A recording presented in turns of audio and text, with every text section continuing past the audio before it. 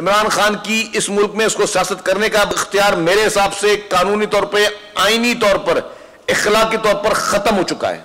जो मैंने ब्रीफिंग दिखाई है आपको, आप समझते हैं कि इस मुल्क में मजीद पीटीआई को या इमरान खान को सियासत करने की इजाजत होनी चाहिए?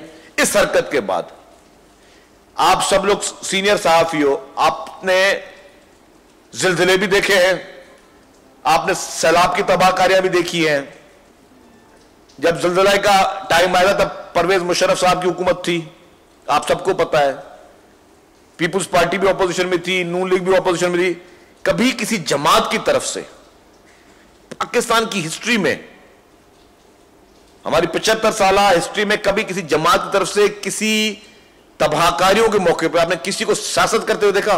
तेरे सियासत भले करता, कोई बात नहीं है, किसी को यह हरकत करते देखी कि इमरान खान आज के जी इसको नहीं बनाओ, इसको बनाओ, इसको ना बनाओ, इसको बनाओ? उसको कोई इख्तियार नहीं कि उस मुल्क में आप सियासत कर सके, जो उन्होंने 2 दिन पहले हरकत की है। इसके बाद उसकी सिर्फ इस वक्त एक जगह होनी चाहिए, वो उसको जेल के पीछे होना चाहिए। जो उन्होंने हरकत की और जो जो लोग उसमें शामिल थे, उन सब लोगों को जेल के पीछे होना चाहिए, क्योंकि आप उन मासूम लोगों से लड़े हो।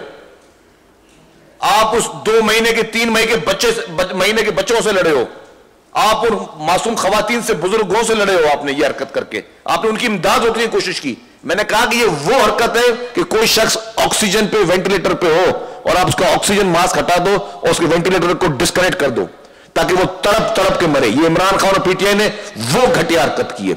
उसके बाद उसको ना सियासत का कोई इख्तियार है, उसके बाद उसकी किसी राय की कोई अहमियत नहीं है, और ना इस जैसे शख्स पे किसी किस्म की कोई बात की जा सकती है जो उन्होंने हरकत ये की है।